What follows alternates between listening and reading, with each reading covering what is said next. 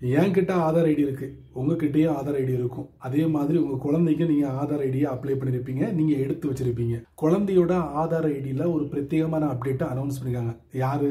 UIDAI, unique identification authority of India. இவங்க தரப்புல இருந்து ஒரு அப்டேட் வந்திருக்கு.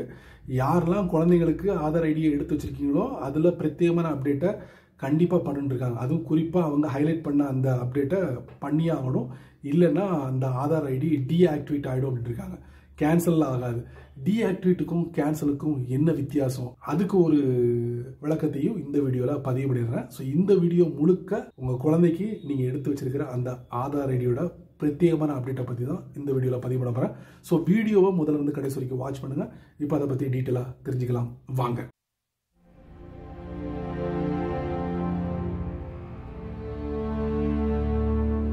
கரெக்டாக செப்டம்பர் மாதம் 2010 UIDAI, unique identification authority of India, இவங்க ஆதாரை இன்ட்ரடியூஸ் பண்ணுறாங்க. அதுக்கப்புறம் 8 வருஷம் கழிச்சு பால் ஆதார் ஐடியை வந்து அனௌன்ஸ் பண்ணுறாங்க. இது யாருக்குன்னா 5 வயசுக்கு உட்பட்ட குழந்தைங்களுக்கு நம்ம பால் ஆதார் ஐடியை எடுத்து வச்சுக்கலாம். இந்த ஐடி எப்படி இருக்குன்னா ஒரு ப்ளூ கலரில் நமக்கு டிஸ்பிளே ஆகும் அப்படின்னு இருக்காங்க. இந்த ஐடியை கிரியேட் பண்ணுறதுக்கு என்னெல்லாம் தேவை? குழந்தையோட நேம், அதுக்கப்புறம் ஜெண்டர், அதுக்கப்புறம் கேர்டேக்கர், கார்டியன் இல்லைன்னா பேரண்ட்ஸ், இவங்களுடைய ஆதார் ஐடியை சப்மிட் பண்ணால் போதும். பால் ஆதார் ஐடியை நம்ம ரெடி பண்ணிடலாம். இதுக்கு ஏதாவது சார்ஜ் பண்ணுவாங்கன்னா இதுக்கு சார்ஜ் கிடையாது, free of charge. But service சென்டரில் போய்ட்டு நீங்கள் இதை கொடுத்து அப்ளை பண்ணும்போது அவங்களுடைய சார்ஜஸ் கொஞ்சம் இருக்கும். கண்டிப்பாக எல்லா இடத்துலையும் இருக்கக்கூடியது தான் இதுக்கும் இருக்கும். சரிங்களா?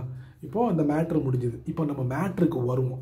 UIDAI ரீசெண்ட் அப்டேட்டில் என்ன சொல்கிறாங்கன்னா 5 வயசு கம்ப்ளீட் ஆகி அவங்களுடைய குழந்தைக்கு பயோமெட்ரிக் டேட்டாவை பஞ்ச் பண்ணி ஆகணும் அப்படின்னு இருக்காங்க. அப்படி பஞ்ச் பண்ணும் போது 5லிருந்து 7க்குள்ள இந்த பயோமெட்ரிக் டேட்டாவை பஞ்ச் பண்ணும் போது எந்த வித பைசாவும் நீங்கள் கொடுக்க வேண்டிய அவசியம் இல்லை. ஃப்ரீ ஆஃப் காஸ்ட்ல நீங்கள் இதை பண்ணிக்கலாம் அப்படிங்கிறாங்க.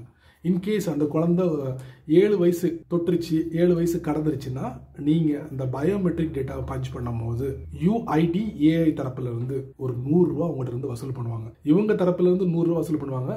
சர்வீஸ் பண்ணுவாங்கல்ல, அவங்க ஒரு சின்ன சார்ஜஸ் உங்கள்கிட்ட பிடிப்பாங்க. இது ஃபர்ஸ்ட் அட்டெம்ப்ட். அதாவது 7 வயசு கம்ப்ளீட் ஆனவங்களுக்கு இந்த பயோமெட்ரிக் டேட்டாவை வந்து கண்டிப்பாக சப்மிட் பண்ணி ஆகணும்.